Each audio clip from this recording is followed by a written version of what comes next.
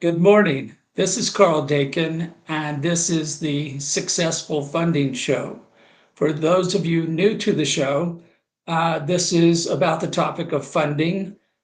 We talk about anything and everything related to funding, but usually we're focusing upon funding of small businesses and community projects. And the topics are all over the place. But for those of you who are in the viewing audience this morning, you're invited to chip into this conversation, ask a comment or ask a question, make a comment, and we'll see if we can respond to those. Today, I have with me Tom Frey, better known as Dr. Tom Frey, or Tom Frey, the futurist, or he's got all kinds of labels associated with his name. But I've worked with Tom for decades, a long time. And it is so much fun to have Tom on the show this morning because he is a futurist, a person who can put together concepts of what may happen in the future. And in preparation for this morning's show, I've written a series of articles in my daily newsletter, Instant Funding, that's published on LinkedIn. And I've been taking my own stab at implementing Tom's approach to futurism that he teaches. He has a course on helping people forecast the future. And I've been looking at all the things that I think will happen in the capital market, both short term and long term. And the short term really spooks me, but that's going to be part of today's conversation. So, Tom, good morning. Please introduce yourself to the audience, provide them with a little bit of background upon who you are, what you do, and how you came to be here this morning. Okay. Well, my background is I was born and raised on a farm up in South Dakota, but then I spent 15 years working as an engineer and designer at IBM, and um, and then moved on and started the Da Vinci Institute in '97, and ran that ever since. Now, the Da Vinci Institute was set up as a futurist think tank, and we um, at the time, I just loved the job title of being a futurist. I didn't really know what it was. I didn't know how to be one. There was no licensing requirement or anything, so I thought, well, this is cool. And now, still today, I mean, there's still no licensing requirement for being a futurist. Anybody can hang a shingle out and say, "Hey, I'm a futurist." Um, but there's very few of us that are making a full time living as futurists. Um, so I view my job as try, helping expand people's understanding of what the future holds. And most of it is surrounding technology driven change. So what is the new technologies coming down the pike, and how soon will that be affecting us? And uh, looking back over my record, I've got the dates pretty wrong on a lot of things. I thought drones were going to affect us a lot sooner than they did. Um, yeah, and right now I'm spending a lot of time looking at robotics and uh, everything from the evolution of humanoid robots to robotic warfare uh, and autonomous planes and autonomous snakes and autonomous insects and all kinds of good things. So um, yeah, the nature of warfare is going to look pretty ugly in the future. So we better get a handle on that. Yeah, I see that we're going to be using all kinds of technology, robotics combined with superior artificial intelligence. I was on a phone call yesterday, actually, with a group that is introducing police dogs, robotic police dogs, Okay. as a way of improving public safety. And automatically, I was acting like I knew what I was talking about because I've seen all the episodes of RoboCop, and and I was extrapolating from there as to what a robotic dog could do. But it'll be interesting to see all these trends come together. And the one, of course, that I'm most interested in is funding. And I look at funding as a mechanism to put the resources in the hands of all the innovators in the world, those who have an opportunity to make the world a better place. And quite commonly, these people who bring the products and services to market are entrepreneurs, small businesses who are up against all kinds of barriers and challenges to getting funding or other types of resources into their hands. So the state of the art on raising funding is always a first and foremost in my mind. And I'm always trying to figure out how I can contribute or push the needle to make funding easier to bring those products and services to market. So I'm going to throw you what hopefully will be a softball question, but maybe a hard question, which is how do you see the future of funding? What do you think may happen in the future that will make raising funding easier or harder? Yeah, well, that can go off in a lot of different directions. Funding. Well, there's lots of different ways of looking at what the value is going to be of the technologies that we're working on or the businesses that we're developing. It seems like we have a lot more channels, but then we have this idea of, in the past, you go up and meet with somebody in person. It seems like that's getting less and less likely possible moving into the future. But I was just reading yesterday that 73% of all government employees are working from home, and that's, I'm pretty sure, in the early stage startup capital people, they're probably all working from home or working from their cabin on their cruise ship or something. So they're only as accessible as they want to be, and so that's changing. But it's also easier now to make noise for yourself than ever before. We have more channels. We have everything from podcasts to social media to creating our own websites to so the one thing that often gets overlooked for most people is the power that every one of us has that always gets overlooked. It's the power to convene a meeting.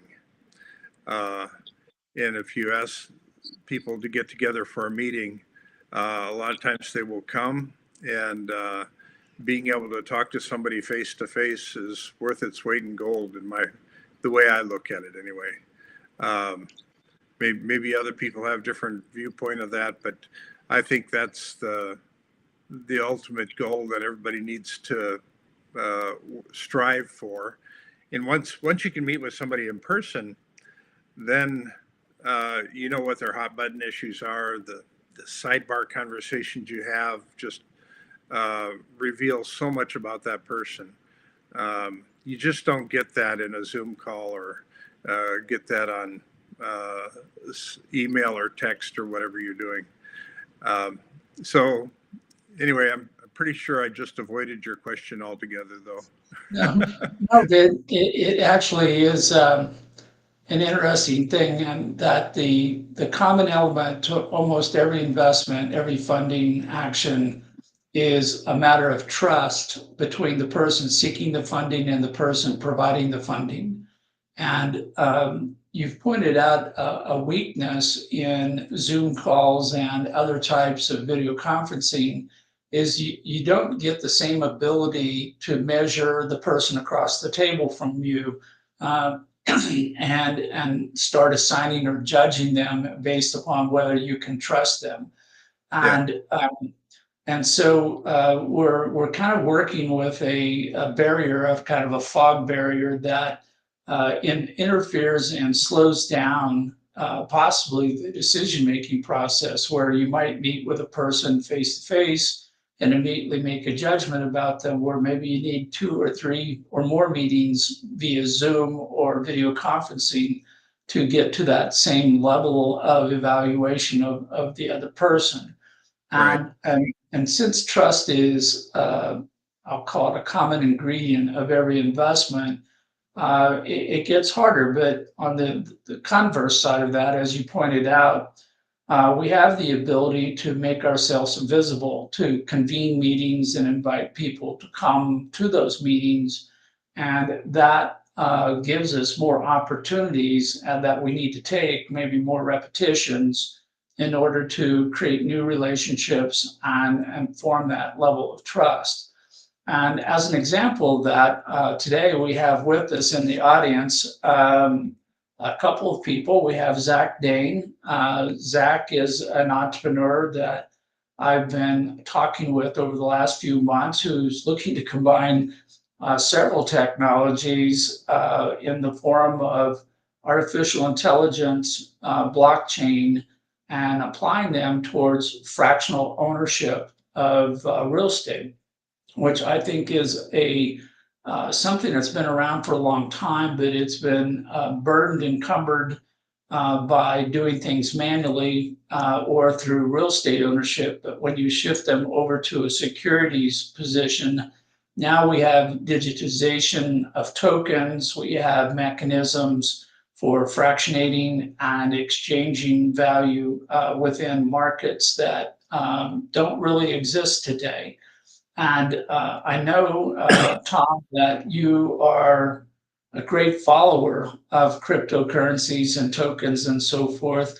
And what do you think and I'm going to break this question in 2 parts, because one has to do with digital exchange of value, but I don't attribute value to cryptocurrencies as a rule. So I'm going to split cryptocurrencies like Bitcoin to the side. What do you think the future is in tokenization of ownership and things of that nature?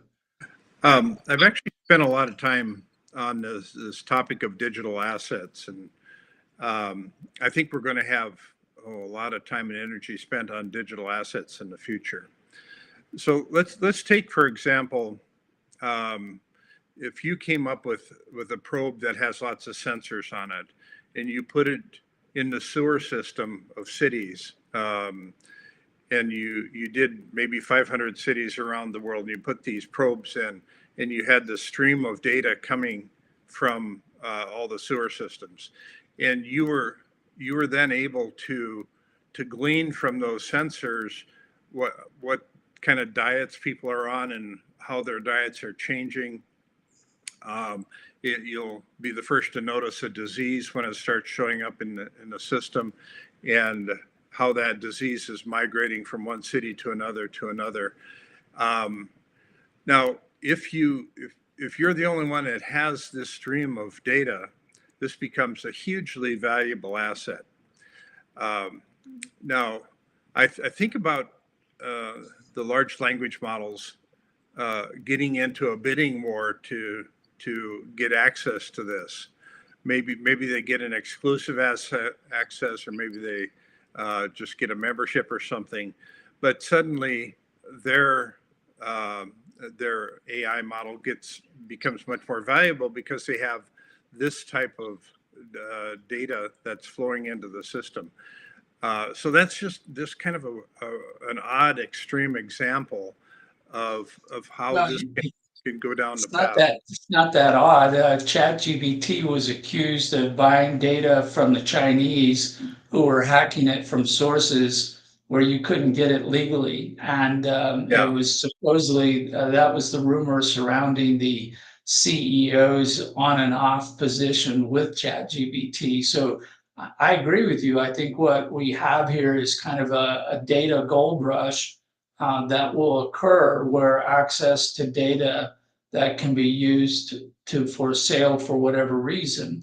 And technically, I carry around with me this cell phone, which is essentially, I've given permission to 2 dozen different groups to take all of my data and do whatever they want to do with it so that they can tell me when to get up in the morning, what I should buy for my wife for Christmas. So uh, Right.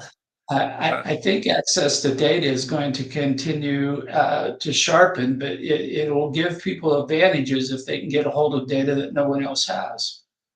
right. So if going back to your original question about buying real estate or fractional ownership of real estate, um, then you have to somehow in your mind make a comparison to that's kind of an old stable form of ownership. It's uh, something you can kind of hang your hat on, and how valuable will that be moving forward in the future compared to these other options that are coming along. Um, I, I like to bring up this idea of when we actually colonize Mars or colonize the moon, exactly how long will it be before we start selling real estate on the moon and Mars as a way to pay for all of the trips we're making up there, and um, and then what is that? How does that real estate then affect the sale of real estate on Earth? Um, and what's the long-term value of those assets? Uh, I mean, there's people trying to sell real estate on Mars and the moon right now, but I don't think they're legitimate.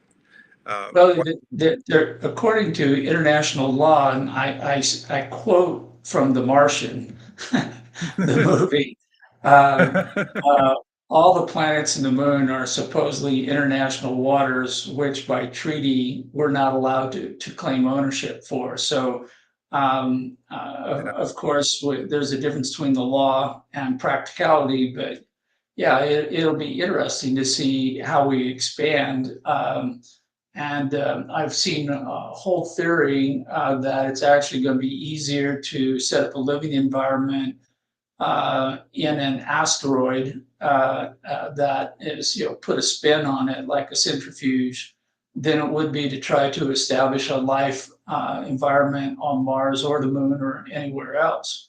yeah.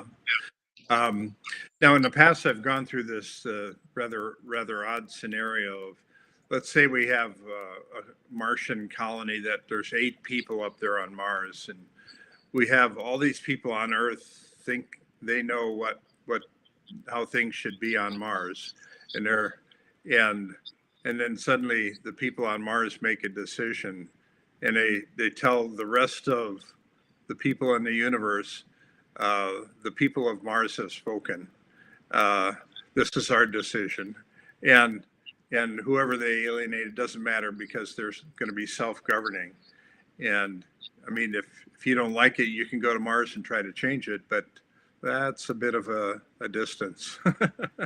Yeah, it'll be a little bit harder to refute that claim, unlike some people who are trying to do that within the United States today. But I don't want to get off on too much of a tangent on local politics. I do want to give a shout out to Omar, who's joined us in the audience today. Omar has his own shows that he does on Sunday mornings, and this last Sunday, he celebrated his 40th birthday by asking the 10 most influential people in his life to join him on the show.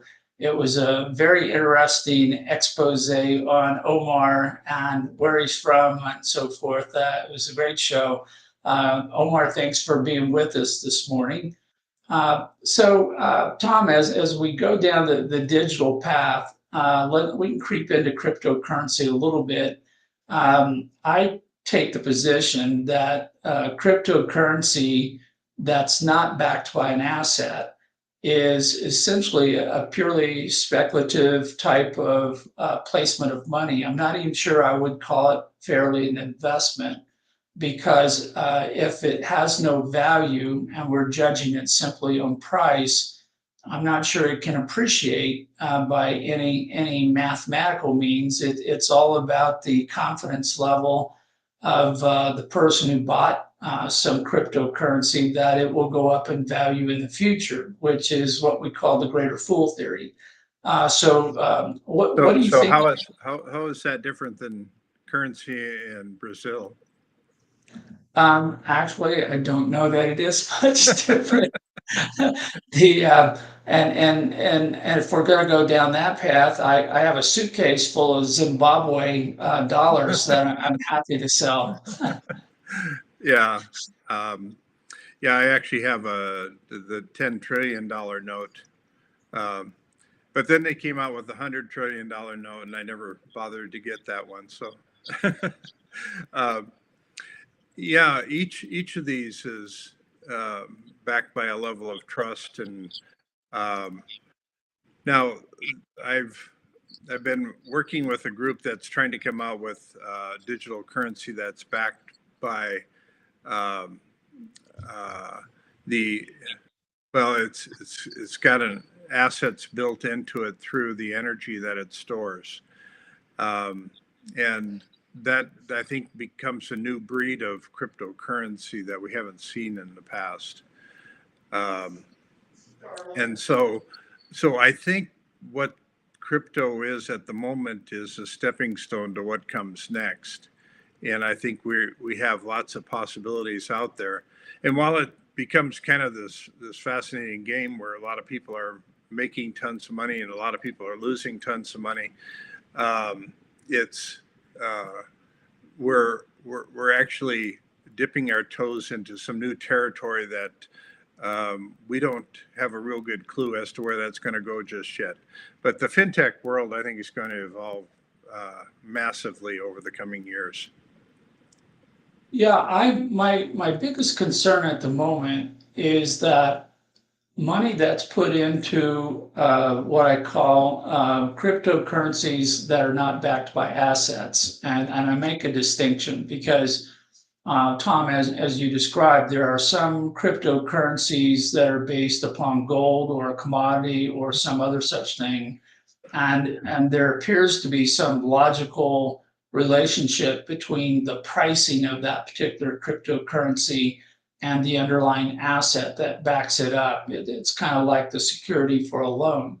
But for those cryptocurrencies that are not backed, and Bitcoin being probably the prime example of that, every time somebody puts money into a cryptocurrency, it's actually, in my mind, pulling that money out of the active marketplace, that marketplace which drives business and the economy and so forth. And once it gets to a certain size and scale, my concern is that it's negatively impacting the economy. It's acting like a braking mechanism because we're essentially putting money on the shelf that's not doing any work for anybody anywhere. And as a consequence of that, if a small business is looking to raise money and it can, it's not making, most small businesses earn less than 10% profits a year. So how are they going to compete with a cryptocurrency for investment dollars if crypto appears to have a higher yield rate over time? It's essentially lessening the amount of money that's available for investment in small businesses. Yeah, if you look at what's going on in Japan right now, Japan has established a regulatory environment for all their cryptocurrency. One of the few countries of the world that's really got their act together. And so, if you do an ICO in Japan right now, that's an initial coin offering, and you where each coin then represents kind of like a stock certificate for that business that you're trying to get funded. It would be like funding a startup business in the U.S.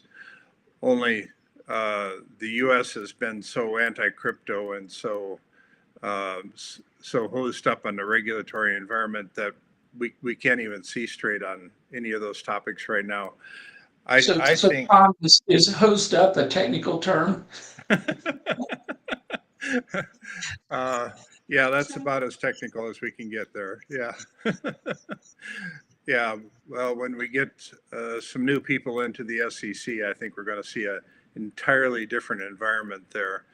Um, Now, certainly there's lots of room for things to go wrong. Any any environment where there's lots of money transferring from one place to another, lots of things can go wrong, and so we need some regulatory environment that can be managed and enforced. Um, we we haven't even begun to create that yet. Uh, so we're going to usher in a new era here, and hopefully that'll all change. Yeah, no, there's a newsletter that I read that I subscribe to on cryptocurrency, and like 85% of it is talking about scams, money laundering, people going to jail.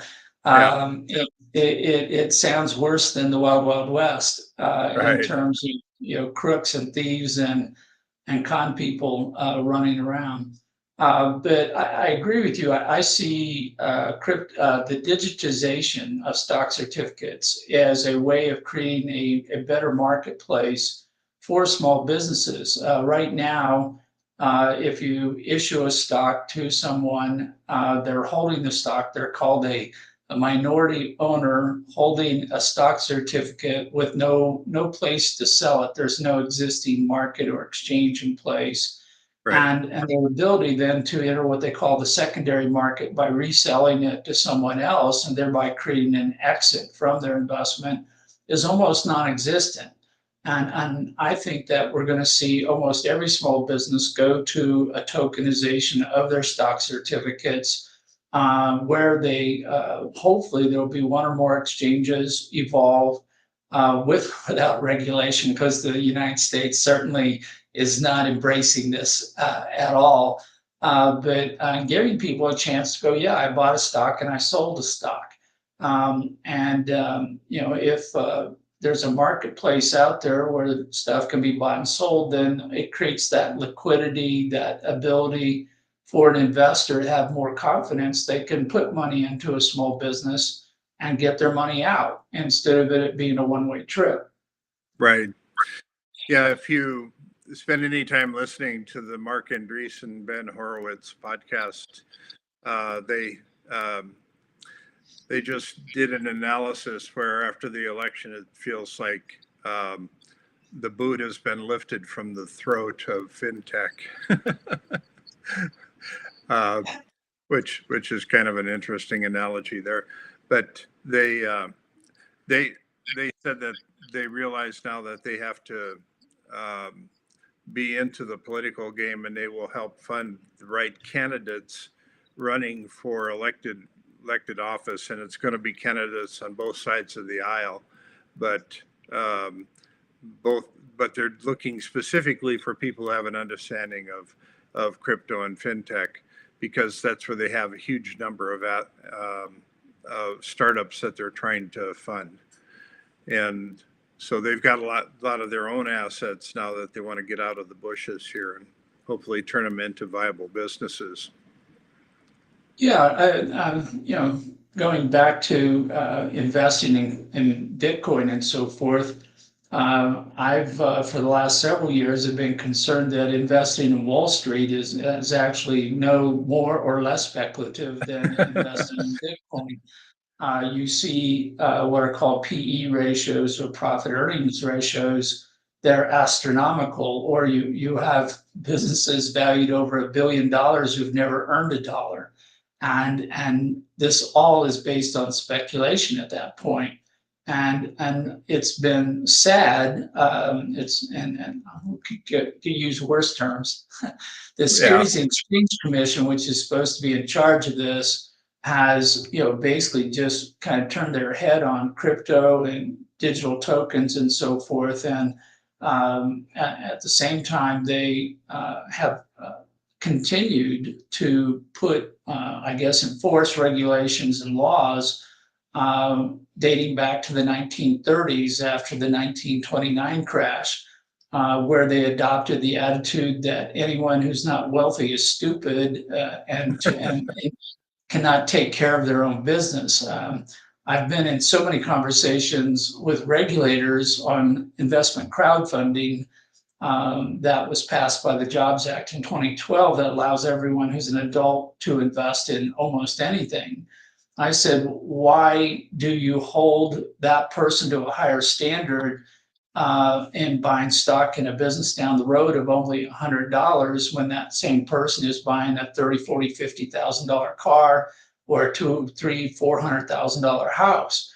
Yeah. It's insane, and yet there are power things in motion. But the SEC has been talking for 15, 20 years, a couple decades, about changing the definition of a accredited investor, which is a definition they use to give special preference to the wealthy.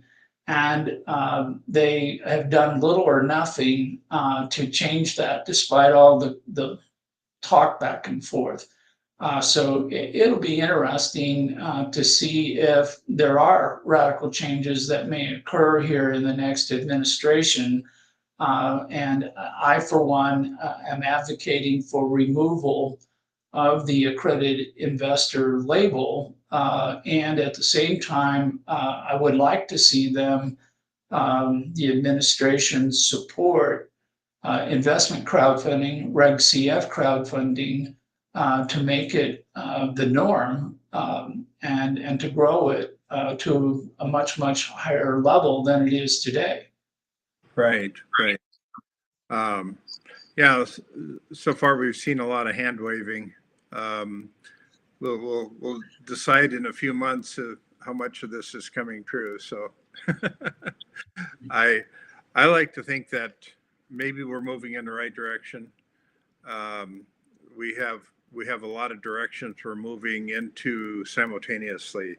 So this becomes, I mean, on one level, I mean, cutting all forms of government, which is, I think, long overdue. Creating a healthier world for us to live in, which I think is long overdue. And we're seeing all these little bogus distractions thrown up all around us. I just want to get down to business and start making things happen. Yeah,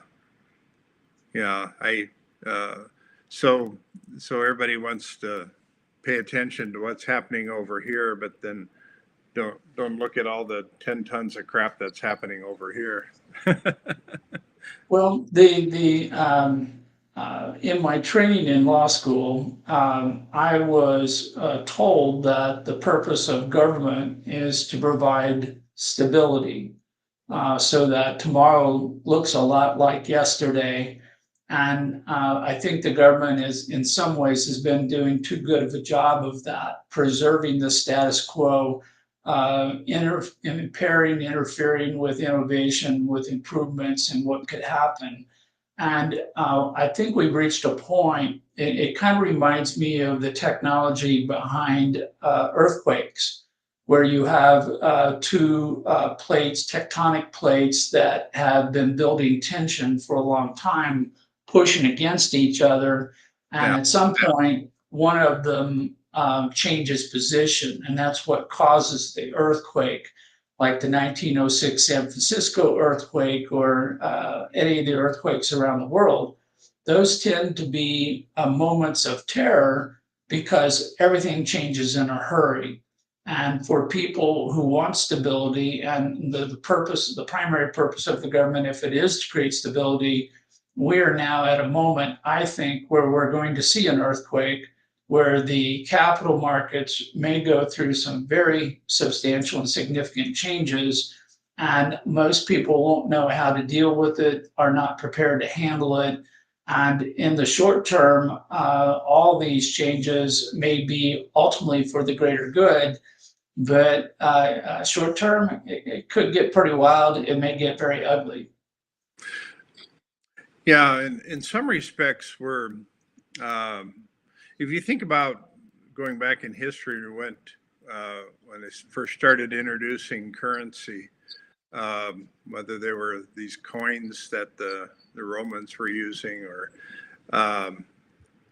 eventually we got into some paper currency. People didn't know what to think of that. We're kind of in those stages with some of the things we're attempting now, whether it's fintech or cryptocurrency um, or digital assets.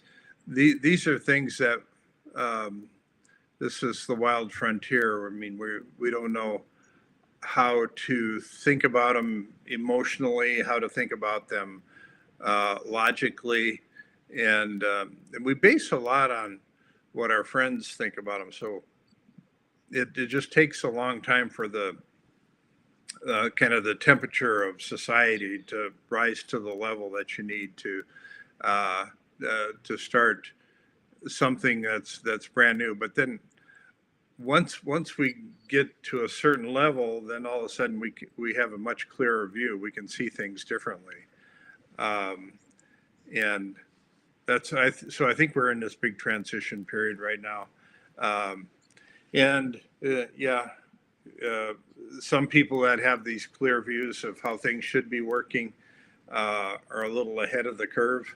Um, yeah, I run into that a lot myself. Why isn't this changing the way I thought it should? Well, I think you as a futurist, you've got to have days of great frustration where you can see the potential of something that logically inherently makes sense, but it isn't happening yet. I remember you and I talking and seeing one of your presentations on autonomous cars, I think back in 2005. Yeah, And where you're sitting there looking at it going, this makes all the sense in the world. This seems inevitable. This is going to happen. And despite all the potential downsides or negatives that would occur with that innovation, it just seems like it should happen quicker, better, faster. And what do you do when you see this gap between what's in your mind, what you see as a clear future, and yet today that everybody seems to be dragging their feet, interfering intentionally or getting in the way. yeah. I started asking a lot of questions on what did I get wrong and how did this go sideways. And I actually ask a lot of questions about, okay, how much did COVID interfere with all this? Um, COVID was such an anomaly. Um, it was is the most expensive crisis in all history. Uh, Nothing was even remotely close. World War II was a minor thing compared to COVID and how many people it affected, and um, and so that changed all of our kind of our whole value system. It changed the way we did business. It changed the way we thought about the world. It changed the way we thought about our friends. A lot of it changed the need for having people physically show up. That's one of the biggest changes. Um, so, uh, I mean, as far as going back to your real estate question, I mean, we still haven't designed houses that really are work from home houses. We haven't really figured that out. We've got an extra bedroom. We'll turn that into an office, but we haven't really uh, thought through what that should look like, and we should make this office soundproof, and we should have the right lighting in there, and make it an environment that somebody wants to stay in for long periods of time. Most bedrooms are not like that, uh, and so uh, just things like that. So the nature of startup businesses changed a lot during COVID. Um, just how do you ask for funding on a Zoom call? What should your expectations be if you're making a proposal for something? Um, how can you make it more convincing on some flat screen presentation? Uh, those are things that we're still coming to grips with. We still have a long ways to go on that. Well, yeah, and it seems to be that people's understanding of things, their knowledge, available education and training, which I know is also a important topic to you. You always have a trailing edge, as I call it, where people don't know, don't understand, they don't have all the facts. It takes a while, as you described it, for them to catch up and then be in a position where they make a better decision. The last couple shows of this show, we got talking about education of entrepreneurs and financial literacy. And the data today shows that less than half of the people are what you would call competent to a level of financial literacy. And to a comment that Zach just threw up on the screen here, Gen Z actually failed worse than the average. They were only 37% of the people were passing financial literacy tests. And then, of course, I'm sitting there like a good entrepreneur looking at the test going, this test doesn't cover enough. It's about balancing your checkbook, which is actually a great place to start. But do they have financial literacy at the small business level? Do they have financial literacy at the community level? There seems to be a general total void on micro and macro economics. I saw a political advertisement during the campaign of somebody complaining about tariffs. They go, you're going to drive up all the prices by not allowing cheap Chinese goods to come into the country. And I'm going, well, they're right to some degree, but if those profits are all being exported out of the United States into China, and none of the profits remain within the United States, then China's engaged in extraction of wealth, and the United States is exporting wealth, which ultimately causes a decrease in wealth. So it's an interesting thing where you would like for everybody to be a little bit more knowledgeable about economics and funding and how businesses work. And Right. instead of thinking that I can cure all my ills by placing an order on Amazon. Right. Right. Yeah, it seems like we're putting a lot of emphasis on the wrong topics. We're not teaching kids in grade school how to balance checkbooks when we really should. Instead, we're teaching them what a predicate nominative is, which is really not that important. It shouldn't be that important. Let's put it that way.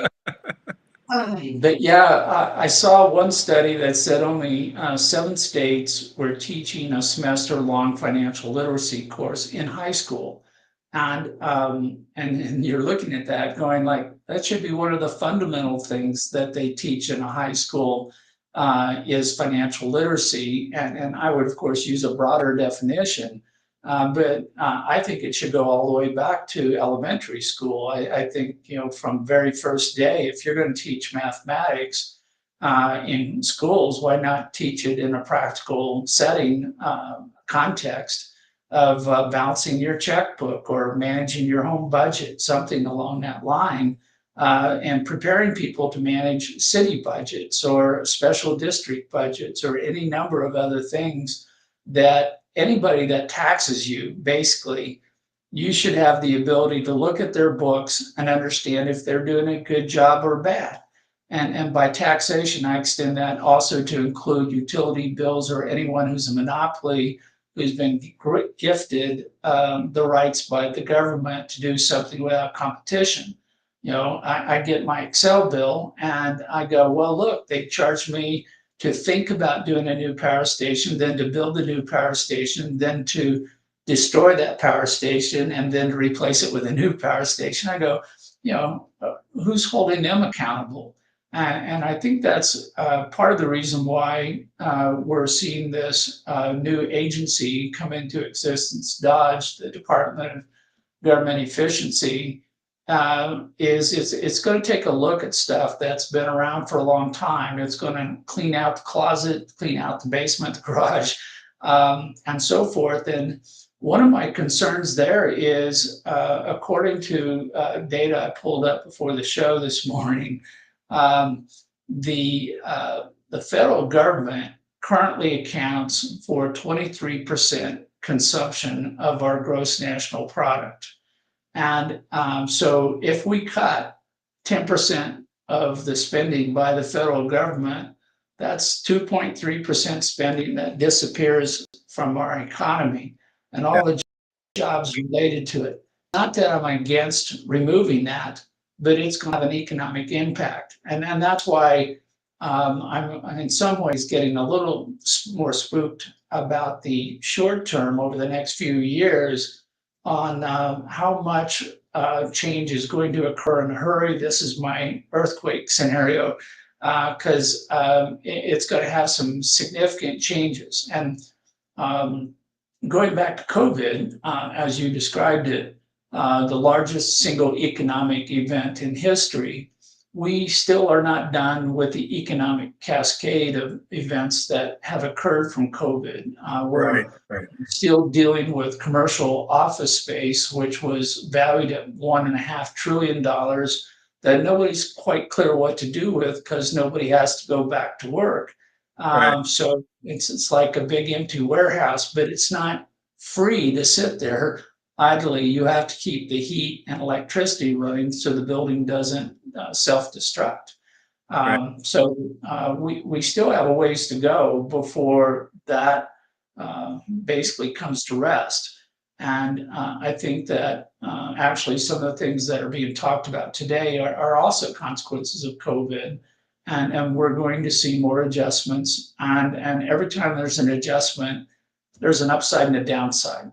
As I call it with innovation, there's the good and the bad news. Somebody wins and somebody loses. And good managers will try to mitigate the downside, but I don't see a lot of good management taking place. Right. I mean, I drove down a Main Street area out here, and half of the storefronts are closed. And I've been going through trying to figure out, okay, what things are going to replace these storefronts that used to have clothing stores and gift shops and shoe shops and things like that. When people have tended now they migrated to the online storefronts, and it's so much easier to just order something and have it delivered to your house. And so that's a form of entertainment, and it's a form of community gathering places that are gone away. So if somebody could invent something to replace that, what would that look like? I think there's a golden opportunity there, but I haven't got it clear in my head what that'll look like yet. So these transition things with all the buildings we've built in the past, and very few people want to use them. I mean, I spent a lot of time trying to recruit a division of the U.S. Patent Office to come to Colorado, and it took 8 years since we started the effort till it finally got announced coming to Colorado. And so now that division of the Patent Office is set up in downtown Denver, and if you go down there, there's nobody there. At any given time, only 17% of government employees are in there in the buildings where they're supposedly working out of.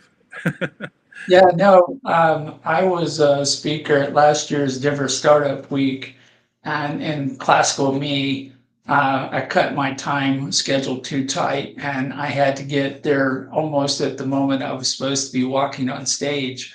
And in the past, I might have had to drive around the block, park 40 blocks away, do something in order to get there. I pulled up to the curb directly outside of one of the largest buildings downtown, had no trouble finding a parking space, and strolled immediately into the building and the lobby and my presentation.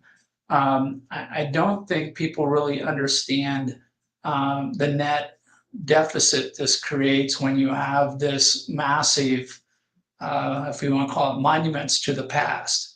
And I think these are all different things that are going to continue to have to work themselves out. We're like, well, what are you going to do with those? I don't think you can convert them financially, economically into living spaces.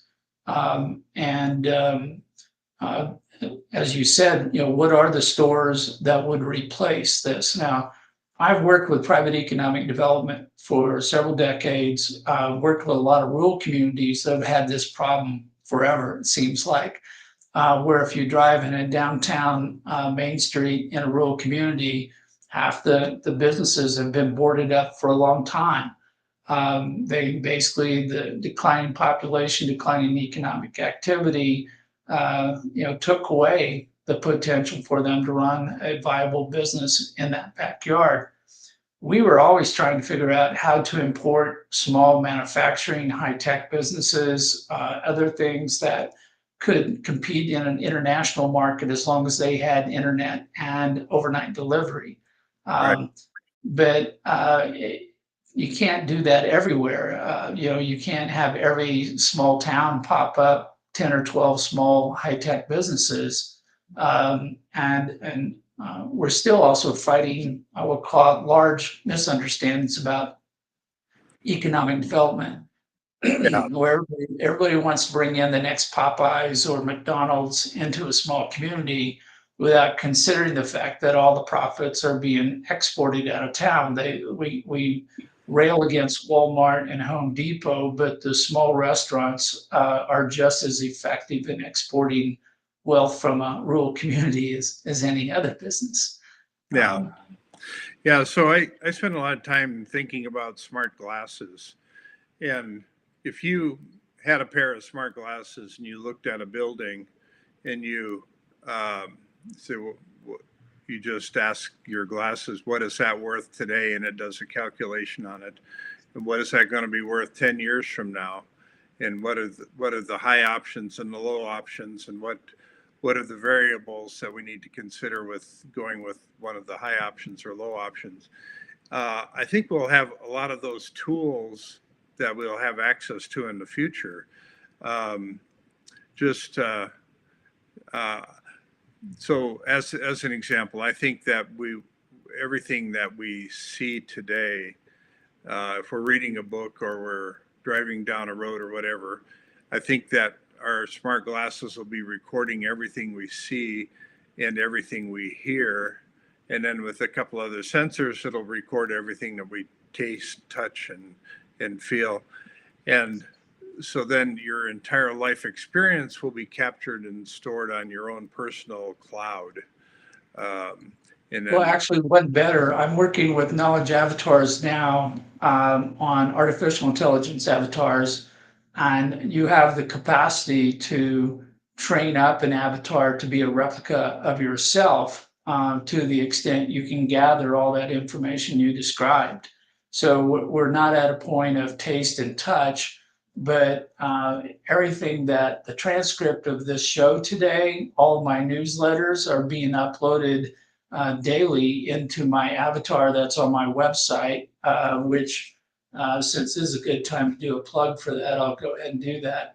But this is the QR code that'll take you to DaytonCapital.com, and my avatar I named Cap for Coach on Capital, and it can answer questions on funding as though you were talking to me because I've loaded all of my information on top of ChatGPT within the Knowledge Avatars platform. And this gives you the ability to get a hold of me 24/7, 365, which is really good for me because at that point I don't have to take calls at 2 a.m. in the morning. Yeah,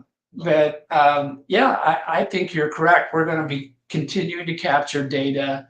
I think access to data is going to make a difference. And all the things that we're talking about today that are in the negative, I think can be offset to some significant degree by new, better data, better organization of that data, more access when you need it, as you need it. And for those of us getting older, that's becoming a bigger and bigger concern. yeah, we need the tools to keep us virtually alive much longer. And to remember everything, because it used to be, if you were aged out at 40, you only needed to remember maybe 20, 30 years of information. And now we've more than doubled that. Right, And nobody told our brain that we had to double down our external hard disk here to handle all that additional data. Plus, there's so much more data. I mean, just during this show, I'm sure I'm getting like 40 or 50 emails. I'm getting at least a couple hundred data pings from the data streams that I pay attention to. And I right. have to sort of sift through all those. But I still think I have a better knowledge position over where I would have been 5, 10 years ago. Right, right. Yeah, this is a brave new world that we're entering into, and um, so we're constantly making this decision of what things will stay the same and what things are going to go away, um, and there's getting to be less and less things that will stay the same. So, uh, yeah, I think it's exciting that we're going down this path. I think it's exciting that we're starting to delve into lots of the changes that were seem long overdue from my vantage point. Um, and I think from a funding standpoint, I just think that we're going to have options available for funding that we just never had in the past.